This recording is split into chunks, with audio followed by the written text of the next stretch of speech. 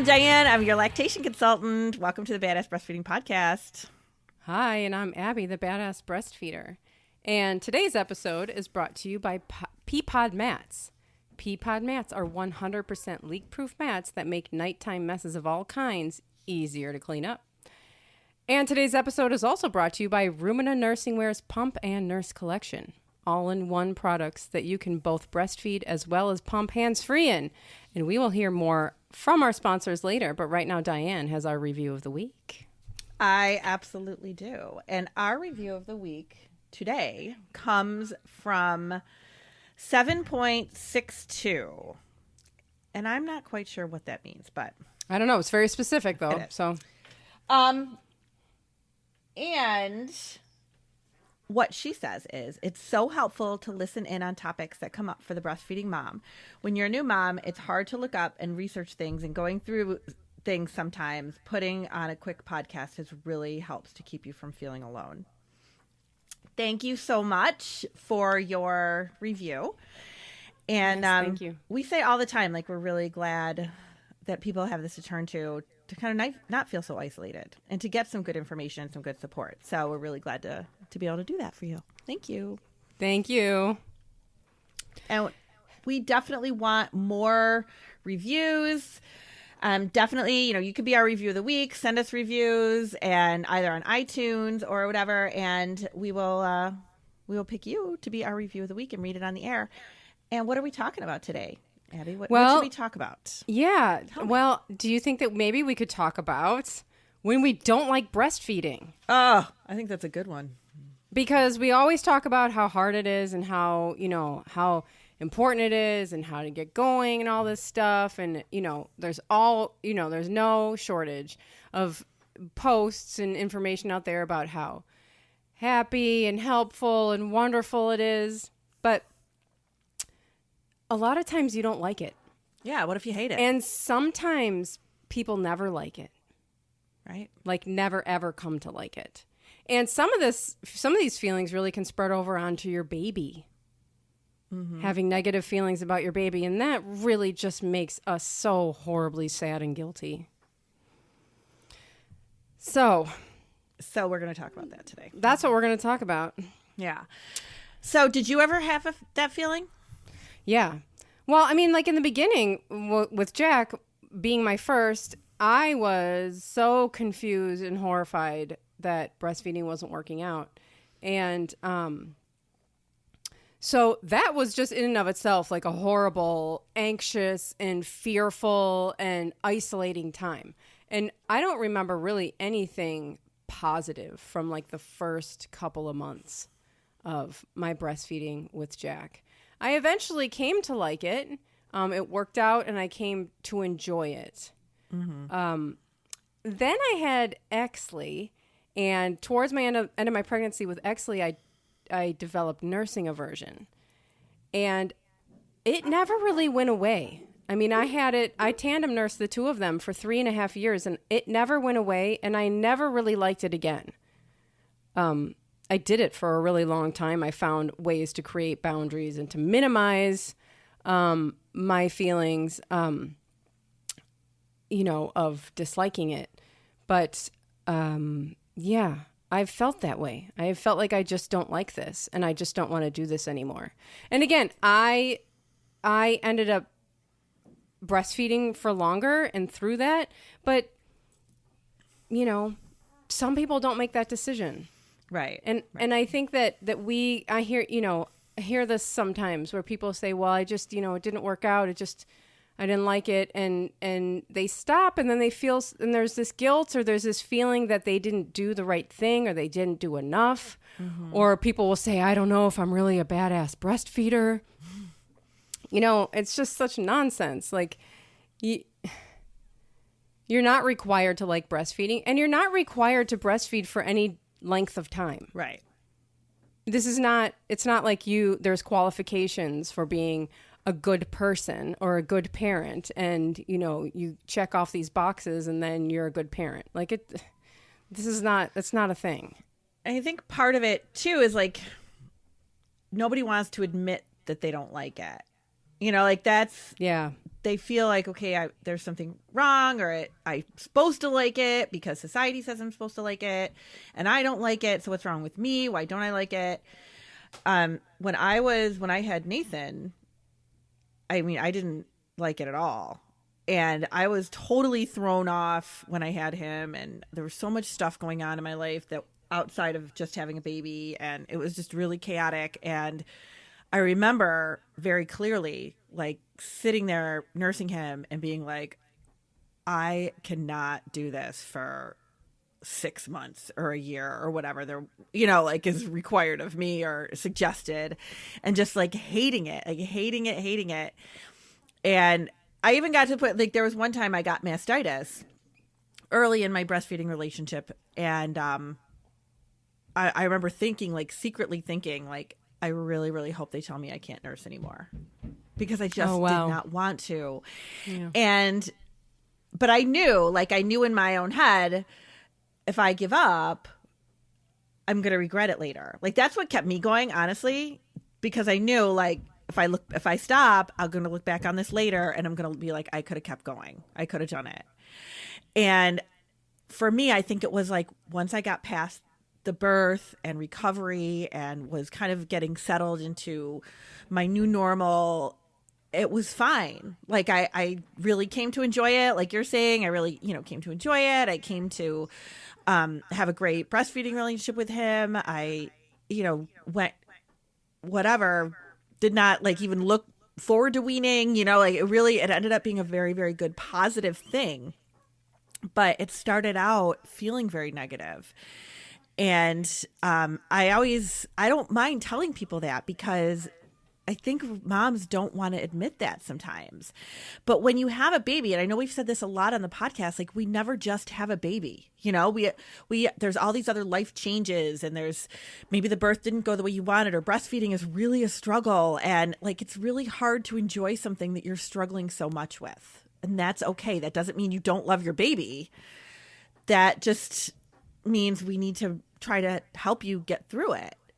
If that's what your plan is, if that's what you want, then that's what we want to help you do. But it's really normal to feel like that. It's really normal. Yeah, that's the thing. Is like, and I think people don't talk about it. And then when people don't talk about things, then people go through things and they think that they're the only one who's going through it. Mm-hmm. And if you're the only one going through it, then you must be the wrong one. Right. It must not be normal, and something must be wrong with me. And that's not the case. It's just that people aren't talking about this. They're not talking about not liking breastfeeding. And there's plenty to not like about it. I mean, my gosh. Somebody might be suffering from postpartum depression or postpartum anxiety or anything like that, or previous mental health issues, or, like you said, just that recovery period, or, I mean, all of this that you're going through, the transition into parenthood, all of this stuff that you're going through affects the way that you feel and the way that you're going to feel about breastfeeding. And it's possible that it'll pass. Yeah, absolutely. It really can, and it's possible that you might get, somewhere down the line and be like, I'm feeling a lot better in a lot of areas of my life, and I still don't like breastfeeding. And it's okay to feel that way. Mm-hmm. Absolutely. And there's going to be a lot of things in your life with your child that you don't necessarily enjoy. And, this is just the first time you're experiencing it. And I think it comes as a surprise, because you're like, this is my baby. I'm supposed to love everything about it. It's just, isn't this what it's supposed to be about? You're supposed to just be in this blissful, everything is wonderful. I'm, nursing my baby. We have this great breastfeeding relationship. I have these breastfeeding friends. I have these mom groups. I'm doing all the things, but it's okay to not like it. It just, it's just like the same thing with, like with newborns. A lot of times people will say to me, this is really hard. I'm really tired. And the breastfeeding's hard, and the baby just eats and sleeps. And because it is a little bit difficult in the very beginning when the baby is not interacting, you're like not getting anything, for that first little bit, and you're like, all right, what are we doing here? It's very kind of like, okay, you feel a little bit like this is kind of deflating. And I don't necessarily like this stage. And that's okay. You don't have to like every stage that you're in. We just got to get you through it, you know? I was talking to a mom yesterday, and she brought this up too. And I was really glad she did, because often people do not. And she even said, you know, I know this is supposed to be a bonding thing. She's like, but I'm just not feeling like that with us. And we started talking about it, and she's definitely had a lot of struggles, you know, with the breastfeeding, and it can really bother you. You know, it can sit with you, and it can go, okay, I don't feel like I'm bonding. I don't feel like I'm doing well with this. I don't feel like I like it. And then you cycle into that. What's wrong with me? I feel guilty. I'm supposed to like it. I'm supposed to enjoy all of this time. I'm supposed to. But yeah, it's okay. It is okay. And I think that's, you know, when you talk about having a newborn, I mean, it would be easier if they came out as like toddlers, where they could just like do a few things for themselves, you know, or they could like get up and come to you and be like, hey, I'm hungry. I know. You know, like, I'm not saying that, like, I'm not like being like, oh, it gets easier, because I don't say that crap anymore to people. Toddlers are really hard. But you know, you have a newborn, like you said, they're not giving you anything back. They can't do anything by themselves. And you were probably, just before you got pregnant, you were probably like doing tequila shots, dancing on the bar, and, you know, you didn't have many responsibilities. Right. Even if you had a lot of responsibilities, you didn't have a baby. Right. And so it really wasn't that much. You're sleeping till 11 on a Saturday. Right. And, yeah. You know, like, whatever. And then suddenly something needs you 24/7, every second of your life. Their entire life depends on you. Mm-hmm. And that is just like, that's a hard sell. It is. You know, and you don't, you know, it's not like, I mean, when I had my babies, I especially Jax, when I had this terrible birth, and I was all on drugs, and they handed me him, and I was just like, okay. Yeah, it's exactly how I felt. I wasn't like, whatever. Oh, no. You know, I love my baby. Like, no, that doesn't, you know, like, you know, it doesn't automatically come right away for everybody. And there's nothing wrong with you. Mm-mm. And, you know, and then they're needing on you, and then you're not sleeping, and like breastfeeding is maybe is not working, or, you know, whatever. It's just chaos, and they're crying, and like, you know, you start to, every time you hear the cry, it just feels like this heavy burden, you know? I mean, I still, with a 5-year-old and an 8-year-old, I'm still sometimes like, oh my God, what do you need? You know, it's a lot to have somebody completely dependent on you. And there's nothing fun about that. No. I mean, there's a lot of things fun about being a parent, but that's just, it's a lot, and it's heavy, and people don't always like it. And we have to stop selling it as this thing, you know, where it's just going to be full of joy, because then people are so shocked when they have a baby, because none of this is like ever, it's not out there. No, it's not out there. And that is really what surprises people when it happens. And somebody said to me, actually today, I was doing a postpartum support group, and she was like, you know, I thought that you have a baby, and, you know, babies sleep all the time, right? They sleep like 20 hours a day or something like that. She's like, I thought I was just going to be able to feed the baby and then put the baby down. The baby's going to sleep, and I could go about my business and whatever. She's like, I didn't realize that I had to hold the baby the entire day, and that it's hard to even be able to try to like go to the bathroom. And by the time you're done feeding the baby, you have to start again, because it's been like, you know, however long it takes them to feed. And, you know, she's like, I just did not know that that's what was going to happen. And we don't, because we don't talk about, oh yeah, you're going to have this baby, it's going to be great, da da da da. And then you get the societal pushback of, don't do this, don't do that, don't give a bottle, don't sleep with your baby, don't give a pacifier, don't do it. And it's like, what? Yeah, so can you do this right then? Right. You're telling everyone to be happy and don't do anything to make your life easier. Don't do anything that was, you know, that will actually like make any of this flow better. Right. And be happy, smile.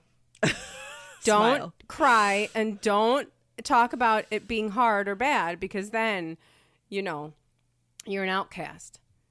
It's the biggest load of crap ever. It's crazy. And I remember when so I had no kids, and then doing tequila shots in the bar, and then I'm like, I was working, and I was like, okay, I'm gonna keep working because I'm very driven in this career of social work. And my husband's like, cool, I'll I can just work from home, and you go to work, you'll pump at work, and then I'll stay home and I can work from home, and the baby will sleep in the bassinet next to my desk.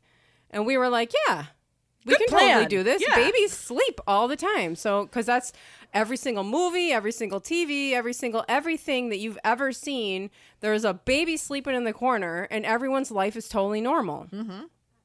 And so, here comes Jack, and I'm like, I can't go back to work. I don't even know what's happening right now.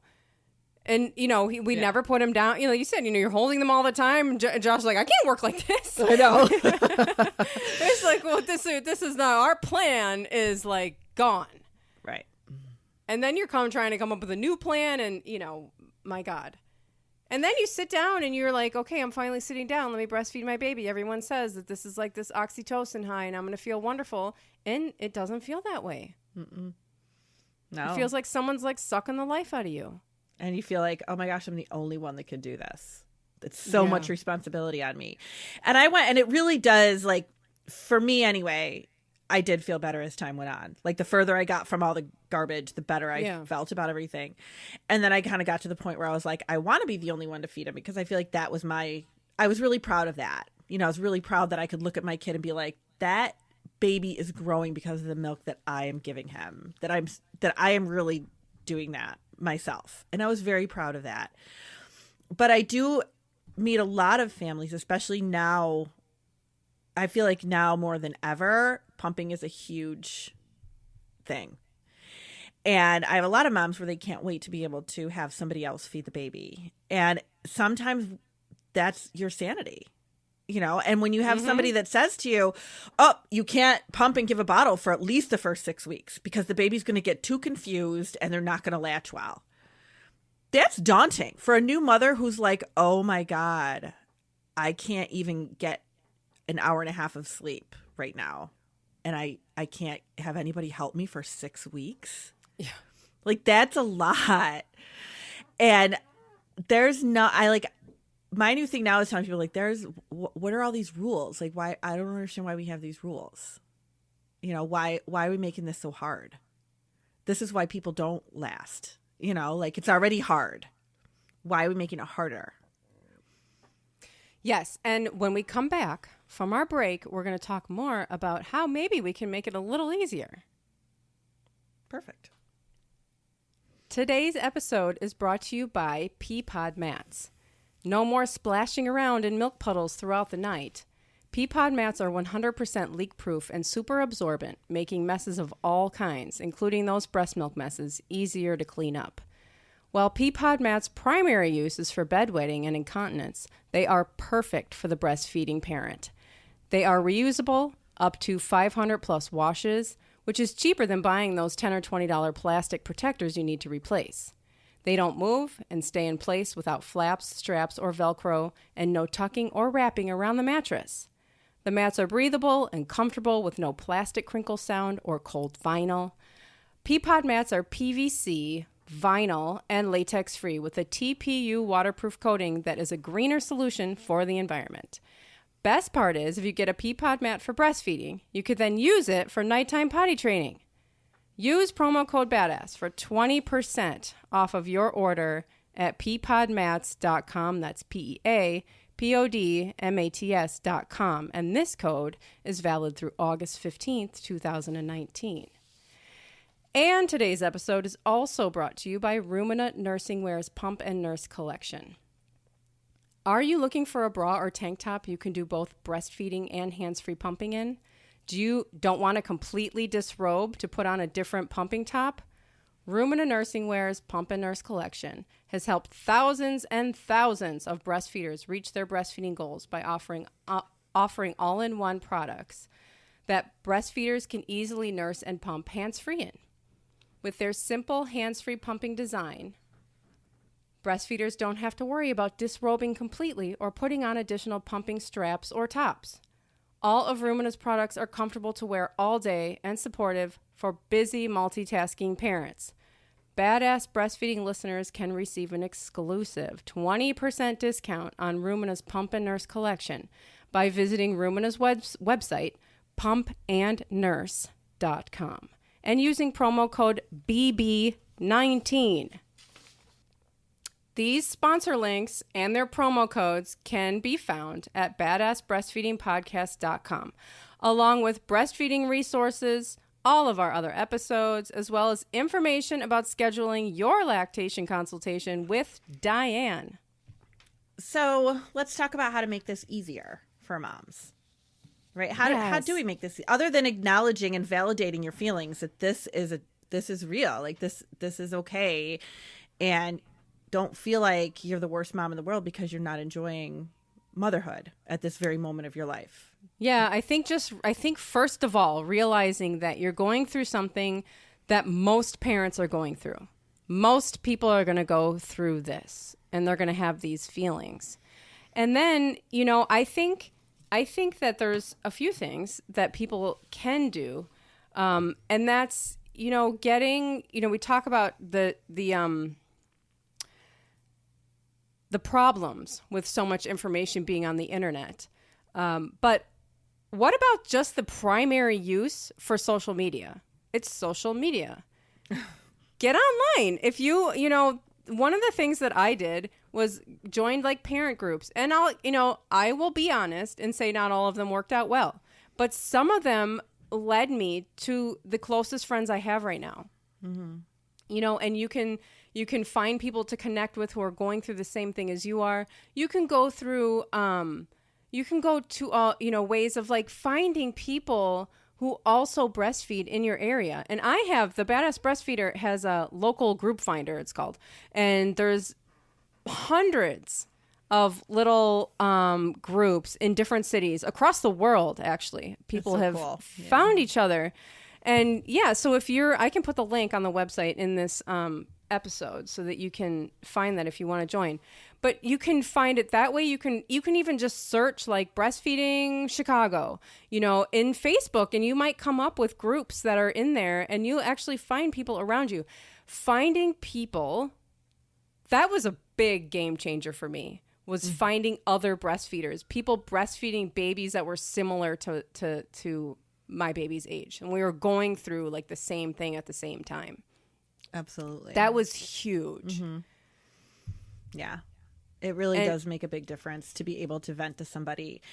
And do not be ashamed or afraid to tell somebody like this. I find this really hard, because you know what? You might be helping another mom who's too afraid to say anything. Yeah. And that's what, making these connections is about. It's about supporting each other and, validating each other and just having that peer support, which is really, really, really important. It is really important as a new mom. And we're all just so isolated. We are. And if you're having these feelings and you feel like it's kind of spread, it's kind of in general, kind of across all of the aspects of your life. Maybe it's breastfeeding, maybe it's all kinds of things. And you feel, like you're not enjoying any of it. Reach out for help. Which again is easier said than done, because a lot of times when we do reach out for help, it lands on, not deaf ears. Mm-hmm. So, call your insurance and find a counselor. There is no shame in talking to a counselor. I talk to a counselor every single week. It's important. And it's like, and whenever in my life I've ended with a counselor and time has gone on, things don't get better. They get worse, And then I'm like, oh, I really should have somebody like consistently in my life that I'm talking to. And, that's like a thing. It's like so taboo, like going to a therapist. I see mine online. She lives in New Zealand. Oh, that's so awesome. I have talk a friend to that her does that. online. Yeah, Yeah. I have a friend that does that stuff. I don't It's go cool. anywhere. And if you have a young enough baby and you're saying, I really need to talk to somebody, somebody will help you. You know, again, it's just a matter of finding somebody. But there's no shame in asking for help. Right. There is not. The other thing that I think is important too is finding a good lactation consultant in your area, or you can always contact me and we could set something up. And because if I have moms that contact me and they're like, I need a break, or I really need to sleep, or I really, whatever the situation is, I mean, we could work out, okay, let's figure out the best way for you to be able to get somebody to help you with feeds right now. And it doesn't mean forever. It doesn't mean it's going to take the place of anything. It doesn't mean you can't breastfeed anymore. It doesn't mean any of those things. But knowing that there are options are really, really helpful. And sometimes you just need like one full night of sleep, or just knowing that you have these options. And that makes a whole difference when it comes to like, keeping going with what you're doing. I think that's a great point, because you don't even, like I'm saying, like reaching out to a counselor, but if you reach out to a lactation consultant, I think people think like, well, even if breastfeeding is going well, you just don't like it, you can still call a lactation consultant. Mm-hmm. They're not going to be like, oh, you can't talk to me unless you're having problems. Like, that's not how it works. No. Like, you could be like, breastfeeding seems to be going fine, but I really don't like it. I don't know, I'm new to this. This is all weird. I feel like I'm not liking this. I'm not, and people, lactation consultant will work with you. Absolutely. What don't you like about it? Let's see how we can make this easier. It is not about shaming you and saying, oh, well, you should like it. Your baby, you have a healthy, beautiful baby. What's wrong with you? We're not going to say that. Somebody might, but we definitely wouldn't. No. But breastfeeding is a relationship. And for a relationship to work well, we want everybody to feel good about it. And it's just, sometimes you just don't going in. And especially, it's like such a rabbit hole, because it's like you're pregnant and you're like, okay, this is going to be wonderful. I'm going to breastfeed. And I remember you even saying too, I'm going to tandem nurse these babies. It's going to be great. And it's like, then you get to that and you're like, this sucks. And I feel bad that I hate it, but I do, and it's just so many feelings, and that's where you need the counselor to help work all that stuff out for sure. Yeah. And I want to say too, and I want to stress this really want to stress this. You have an out. It's if you really, really feel like you don't want to breastfeed, you don't have to. Right. It's a choice. It is not a requirement.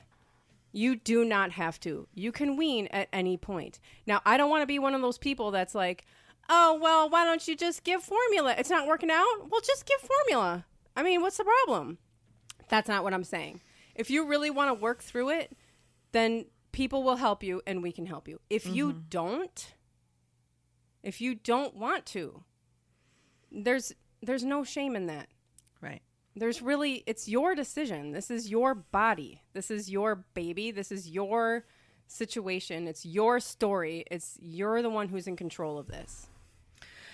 I've had conversations with moms, in fact, one just this week even, where mom was like, I don't know, maybe I should wean. Her doctor told her, maybe formula might be better. You might be a happier mom that way, and da-da-da. Like the whole thing that she was struggling with. And what it came down with, I was like, what is it that is making you upset? Like, what is it about it? And it turned out being like she gets recurring plugs. And she's like, I go, so it's really not the breastfeeding itself. It's what happens with the breast. She goes, right. If the plugs weren't there, I wouldn't care.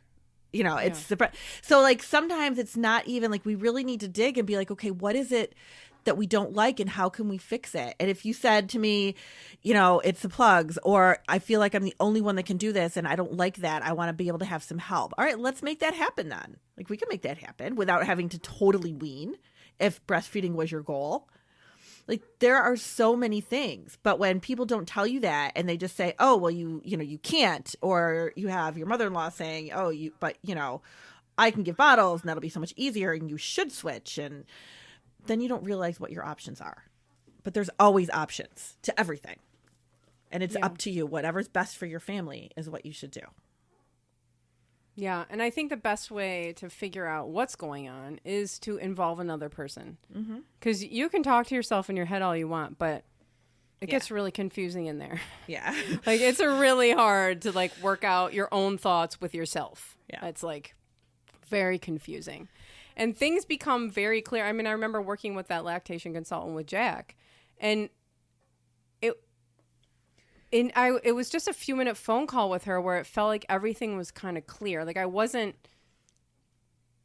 where I wanted to be yet, but everything seemed a lot clearer when I just said it to somebody, and then they said things back to me. And I was like, okay, all right. Yeah. Yeah. So, absolutely. yeah. But you have options, and it's okay to feel this way. Absolutely. And it's okay to talk about it. And we encourage you to. Yes, and thank you for listening. Thank you very much. We'd love to hear from you. Yes, and we'll see you next week. Bye. Bye.